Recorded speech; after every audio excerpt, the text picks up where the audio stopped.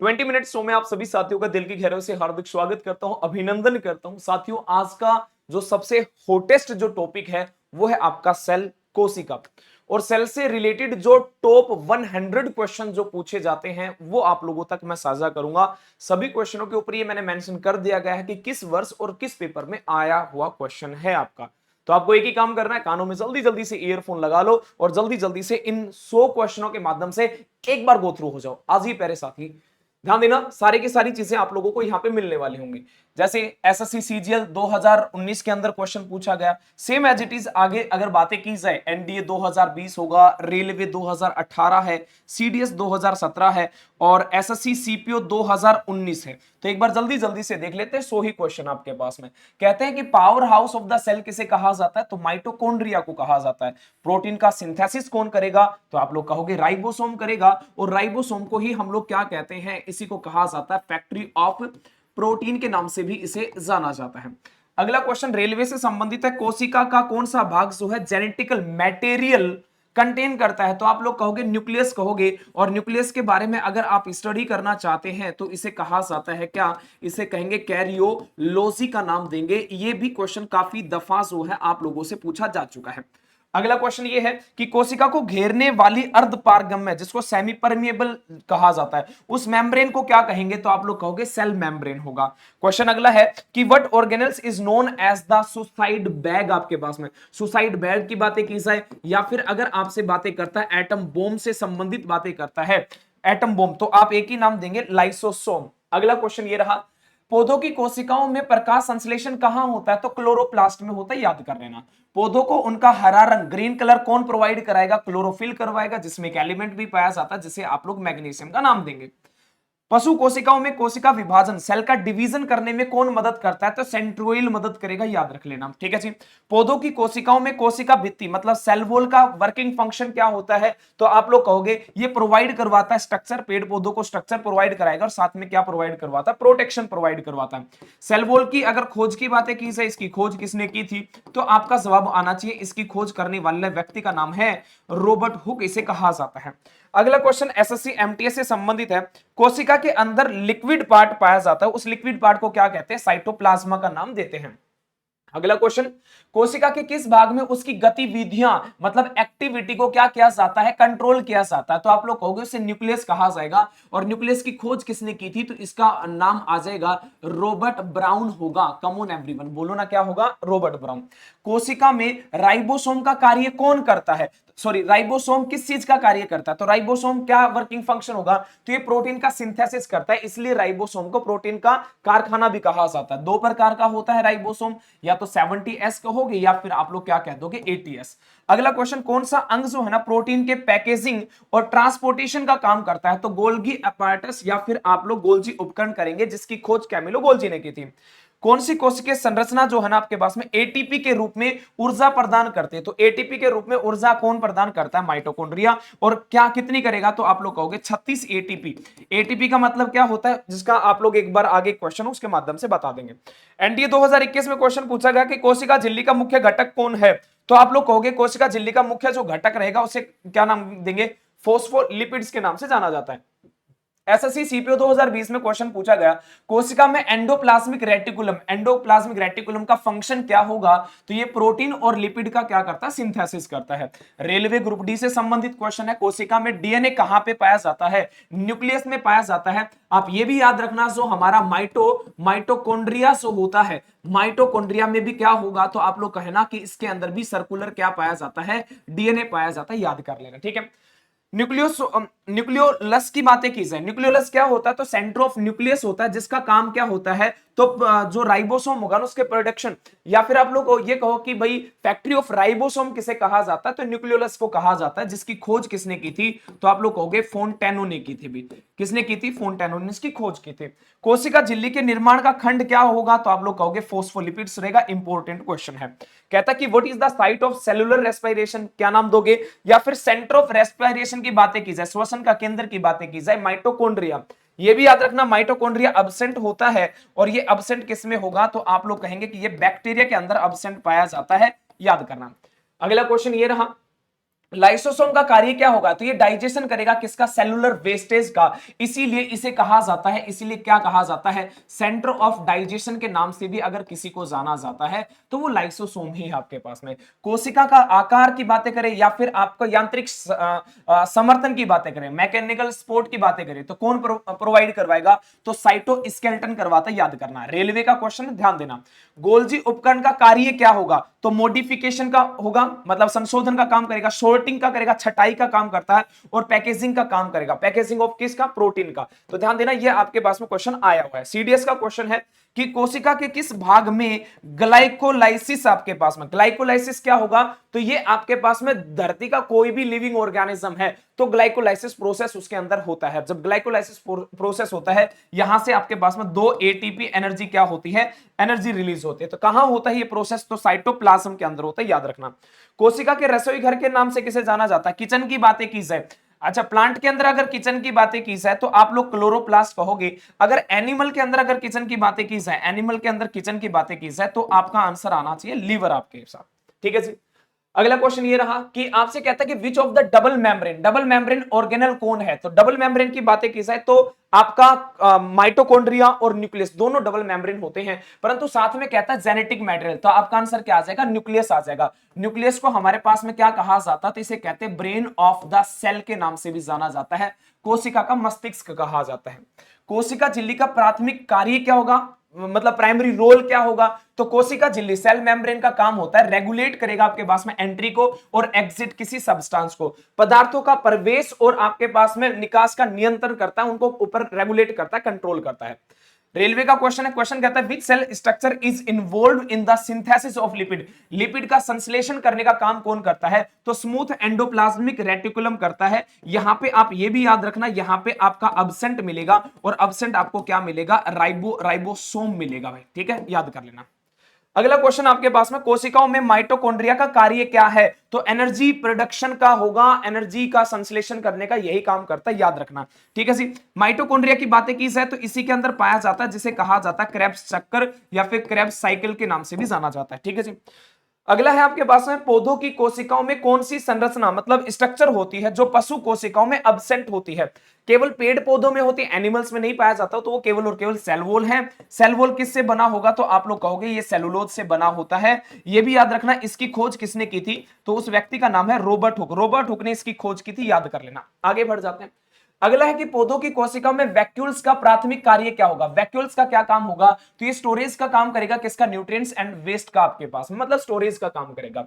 मुख्यतः कोशिकाओं में श्वसन कहां होता है, रेस्पिरेशन की बातें की जाए तो माइटोकॉन्ड्रिया में होगा, ये याद रखना आपके पास में। ठीक है जी।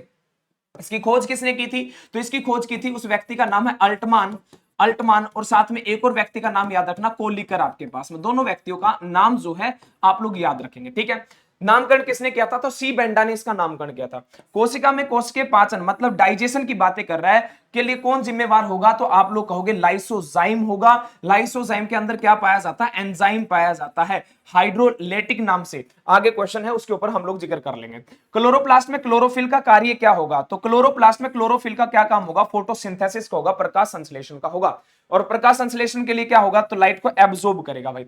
एनडीए 2021 का है, कहता है कि आपके पास में what is the main function of rough endoplasmic reticulum, तो ये प्रोटीन का सिंथेसिस करेगा और इसके ऊपर पाया जाता है, आप लोग कहोगे इस पे क्या मिलेगा, तो राइबोसोम पाया जाता है, ये बात आप लोग याद रख लेना। अगला क्वेश्चन देख लेते हैं। क्वेश्चन कहता है कि कौन सा अंग जो है वो बायोमोलिक्यूल्स को तोड़ने में के लिए एंजाइम का काम करता है, तो ध्यान देना, बायोमोलिक्यूल्स को तोड़ने के लिए एंजाइम रखता है, तो कौन रखता है, तो लाइसोसोम रखता है। उस एंजाइम का नाम होता है हाइड्रोलेटिक नाम से एंजाइम पाया जाता है, जिसकी पीएच वैल्यू 4.6 से हमारे पास में कितनी होती, 5 होती, याद कर लेना। ठीक है जी।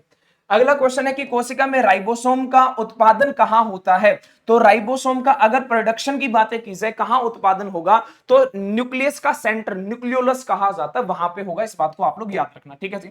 जीवन की बुनियादी संरचना और एवं कार्यात्मक मतलब आपसे स्ट्रक्चरल एवं फंक्शनल यूनिट की बातें की जाए, सेल कहोगे, सेल का मतलब होता है ए स्मॉल रूम होगा, ए स्मॉल रूम होता है, ये आप लोग याद रखना। इसकी स्टडी को हम लोग क्या कहते हैं, तो साइटोलॉजी कहते हैं। साइटोलॉजी के फादर किसे कहा जाता है, तो आप लोग आंसर करेंगे उसका नाम है रॉबर्ट हुक को कहा जाता है। ध्यान देना, रॉबर्ट हुक ने सेल की खोज की थी 1665 के अंदर। ध्यान देना, अगर मैं लिविंग सेल की बातें करूं तो लिविंग सेल की खोज करने वाला व्यक्ति जो था उसका 1674 में था, जिसका नाम था आपके पास में ल्यूवन होक नाम था, याद कर लेना जी। ठीक है, रॉबर्ट हुक ने डेड सेल की खोज की थी और ल्यूवन होक ने किसकी खोज की थी? लिविंग सेल थी, बैक्टीरियल से आपके पास में। ठीक है, अगला क्वेश्चन है कि यकृत कोशिकाओं में विषहरण की बातें की जाए, आपके पास में डिटॉक्सिफिकेशन की बातें की जाए, तो detoxification in the liver is the responsible, कौन होगा, कौन सी सेल रिस्पॉन्सिबल होगी? तो स्मूथ एंडोप्लाज्मिक रेटिकुलम कह देना। या फिर आप लोगों से लीवर की बातें की जाए तो लीवर के लिए कौन रिस्पॉन्सिबल होगा, जिसे कूपर सेल का नाम दिया जाता है, याद करना। ठीक है, अगला क्वेश्चन सीडीएस से संबंधित है, कोशिका झिल्ली का कौन सा भाग जल अघुलनशील होगा? तो लिपिड टेल्स जो है आपके पास में जल के अंदर अघुलनशील होता है, याद कर लेना। कोशिकाओं में पेरोक्सीसोम का कार्य क्या होगा? पेरोक्सीसोम का कार्य क्या होगा? तो आप लोग कहोगे ब्रेक डाउन करेगा किसका? फैटी एसिड और आपका किसका? हाइड्रोजन पर ऑक्साइड का, याद कर लेना, इंपॉर्टेंट क्वेश्चन है। क्लोरोप्लास्ट में कौन सी प्रक्रिया होती है? तो आप लोग कहोगे फोटोसिंथेसिस होती है। फोटोसिंथेसिस की अगर रेट की बातें की जाए, दर की बातें की जाए, तो दर मैक्सिमम कौन से कलर में होगी? तो आप लोग कहोगे रेड कलर में होगी। अगर रेट की बातें की जाए, मिनिमम की बातें की जाए, तो मिनिमम कौन से कलर में होगी? तो आप लोगों का आंसर आना चाहिए ग्रीन कलर में मिनिमम होगी। अगला क्वेश्चन है कि पौधों की कोशिका भित्ति का मुख्य संरचनात्मक घटक क्या होता है? तो सेल वॉल किससे बना होगा? सेलुलोज से बना होगा। सेलुलोज हमारे पास में एक प्रकार का ऑर्गेनिक पदार्थ होता है। ऑर्गेनिक को हम लोग क्या कहते हैं? तो आप लोग कहोगे ये एक कार्बनिक पदार्थ है, और कार्बनिक पदार्थ ऐसा है जो कि हमारे नेचर में सबसे ज्यादा पाया जाता है, हमारी प्रकृति में सबसे ज्यादा मात्रा में पाया जाने वाला ऑर्गेनिक मैटेरियल सेलुलोज ही होता है। पशु कोशिका में सेंट्रियोल की भूमिका क्या होती है? तो सेल डिवीजन में मदद करता है, ये आपको पता होगा। यूकैरियोटिक कोशिका में मुख्य रूप से एटीपी कहां बनते हैं? तो माइटोकॉन्ड्रिया में बनते हैं, और एटीपी की फुल फॉर्म होती है जिसे कहा जाता है अडिनो साइन ट्राइफॉस्फेट के नाम से जाना जाता है। ये बात आप सारे बच्चे याद रख लेना, ठीक है भाई। अगला क्वेश्चन है कोशिका में राइबोसोम का कार्य क्या है? तो प्रोटीन का सिंथेसिस करेगा। ध्यान देना, इसी को हम लोग यूनिवर्सल सेल ऑर्गेनल के नाम से जानते हैं, सेल ऑर्गेनल के नाम से जानते हैं, याद रख लेना आपके पास में। कोशिकाओं में आनुवांशिक जानकारी का भंडार कहां मिलेगा? तो आप लोग कहोगे न्यूक्लियस में मिलेगा, याद कर लेना चाहिए, ठीक है जी। प्लाज्मा झिल्ली का प्राथमिक कार्य क्या होता है? तो ये आपका कंट्रोल्स करता है एंट्री और एग्जिट किसी भी सबस्टेंस के, याद कर लेना। पशु कोशिकाओं में सेंट्रियोल्स का क्या कार्य होगा? तो जो हमारा सेंट्रियोल्स होगा उसका क्या काम होगा? तो वो आपके सेल डिवीजन के अंदर, कोशिका विभाजन के अंदर क्या करता है? मदद करता है। सेंट्रियोल प्लांट सेल के अंदर अब्सेंट होता है, याद कर लेना। कोशिका में प्रोटीन का संश्लेषण और पैकेजिंग कहां होती है? तो आप लोग कहोगे गोल्गी अपैरेटस, जिसको हम लोग मिडिल मैन के नाम से भी जानते हैं। इसी को क्या कहते हैं? मिडिल मैन के नाम से जानते हैं, इसे बिचौलिया भी कहा जाता है, याद कर लेना, ठीक है जी। अगला क्वेश्चन आपके पास में, जीवाणु कोशिका भित्ति का संरचनात्मक घटक क्या होगा? तो जो हमारा बैक्टीरिया होता है, बैक्टीरिया के अंदर भी सेल वॉल पाया जाता है, जो कि किसके बना होता है? पेप्टिडोग्लाइकेन से बना होगा। आप लोगों को पता है कि जो हमारी फंगस होती है, फंगस को हम कवक कहते हैं, कवक के अंदर भी सेल वॉल पाया जाता है, सेल वॉल होता है, और उसका सेल वॉल किससे बना होगा? तो आप लोग कहोगे काइटिन से बना होगा, याद कर लेना, ठीक है जी। कोशिका के कौन सा भाग जो है ना ऊर्जा प्रोड्यूस करता है? तो आप लोग कहोगे माइटोकॉन्ड्रिया करता है। कई बार रिपीट क्वेश्चन हो चुका है ये वाला, है ना, अलग अलग पेपर में। एसएससी सीपीओ 2019 का क्वेश्चन है कि कौन सी कोशिका संरचना और कोशिका का आकार बनाए रखता है? तो साइटोस्केलेटन जो होगा वो बनाए रखता है, ठीक है। पौधों की कोशिका भित्ति का मुख्य घटक क्या है? तो आप लोग कहोगे सेलुलोज कह दोगे। अगला क्वेश्चन है कि पौधों की कोशिकाओं में क्लोरोफिल कहां पाया जाता है? तो क्लोरोफिल कहां पे पाया जाएगा? क्लोरोप्लास्ट में पाया जाएगा, याद रख लेना। और क्लोरोप्लास्ट भी डबल मेम्ब्रेन होता है, इसे हम लोग क्या कहते हैं? धोरी झिल्ली युक्त होता है, डबल मेम्ब्रेन होता है, याद कर लेना, ठीक है।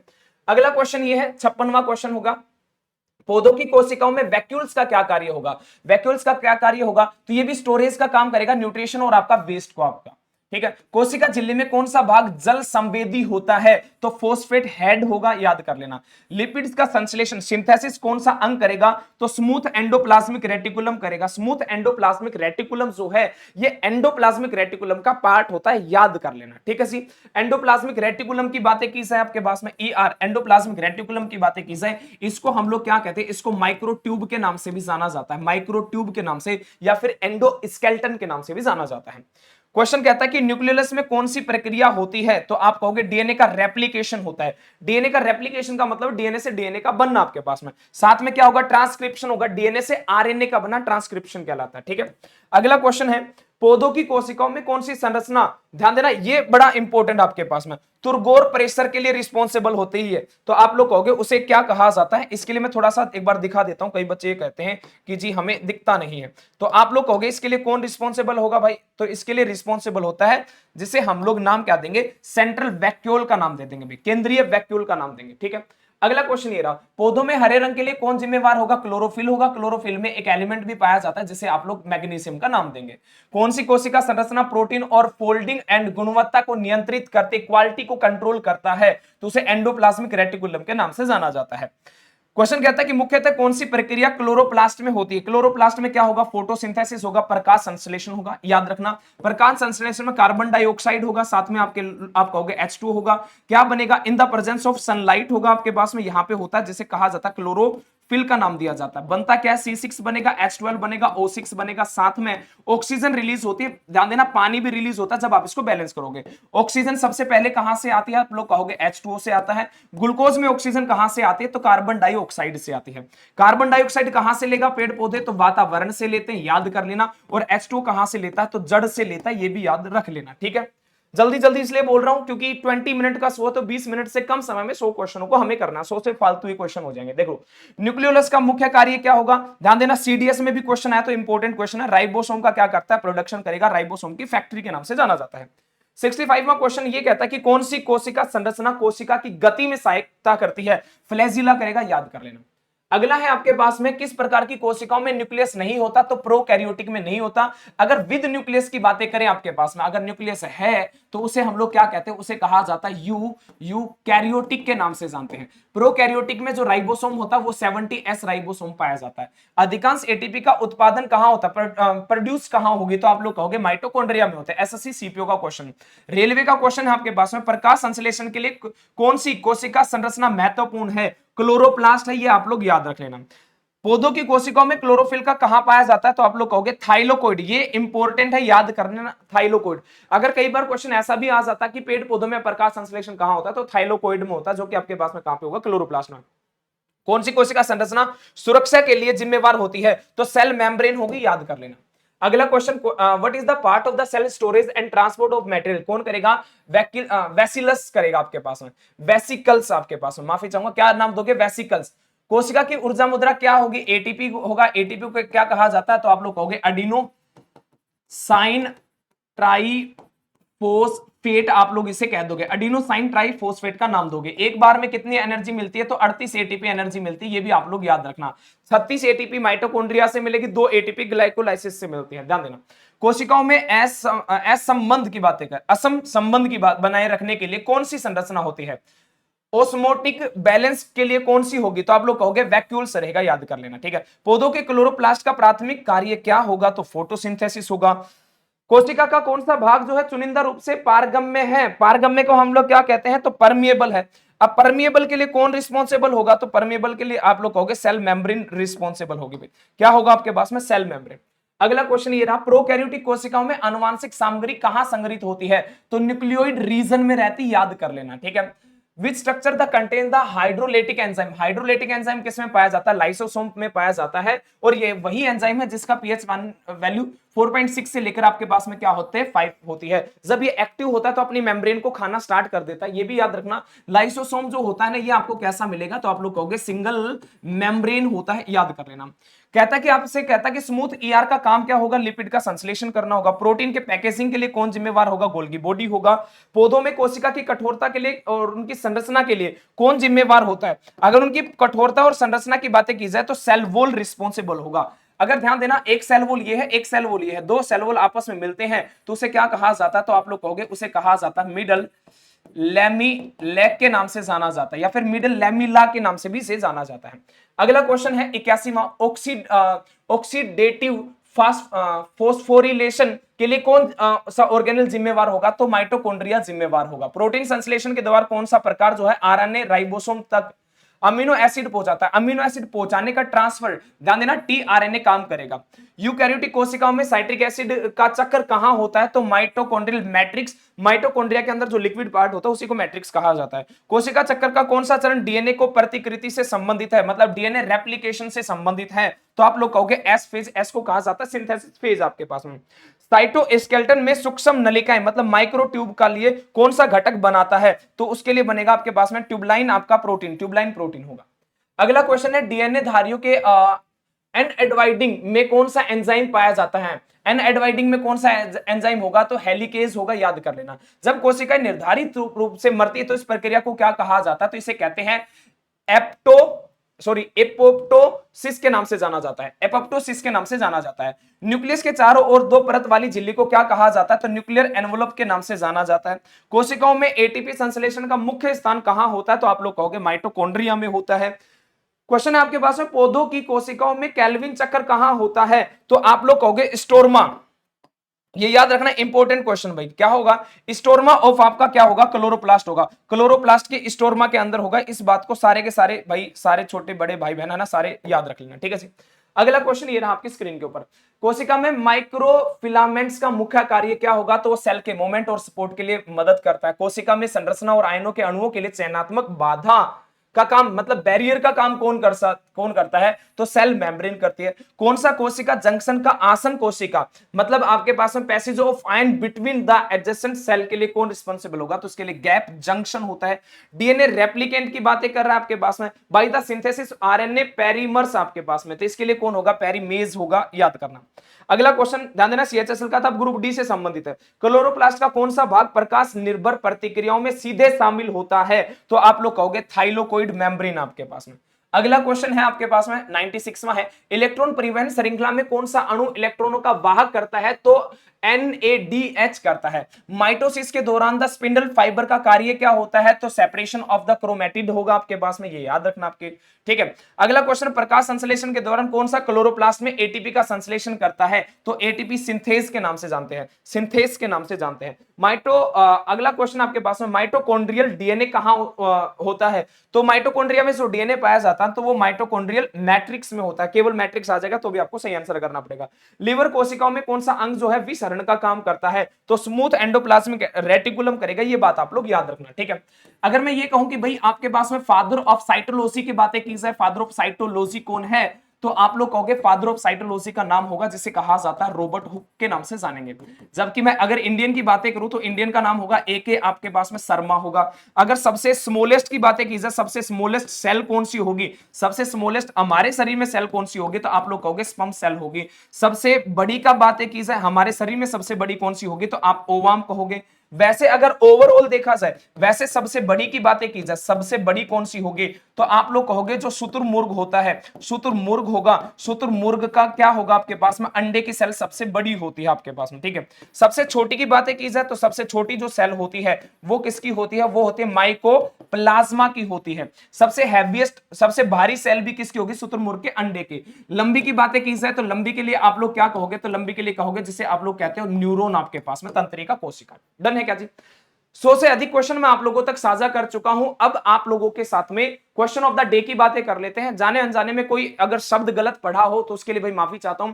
मेरा एक ही टारगेट था कि 20 मिनट के कम समय में 100 से अधिक क्वेश्चन आप लोगों तक मैं पहुंचाता हूं। आज का क्वेश्चन आपका यह रहा कि ग्रुप डी से संबंधित है, पृथ्वी के वायुमंडल की किस परत में ओजोन परत पाई जाती है, मतलब ओजोन लेयर पाई जाती है। तो इसके ऑप्शन आप लोगों के स्क्रीन के ऊपर है। इस क्वेश्चन का आंसर आप लोगों को कमेंट बॉक्स में देना है। ये सेशन आपको कैसा लगा कमेंट बॉक्स में जरूर बताना। 20 मिनट शोज आपके लिए कितना मददगार है, कितना हेल्पफुल है, इसके बारे में बताना। टेलीग्राम से आप मेरे साथ में जुड़ सकते हैं जिसका नाम है साइंस बाय ललित राजपूत। इसके माध्यम से आप मेरे से बात भी कर सकते हैं।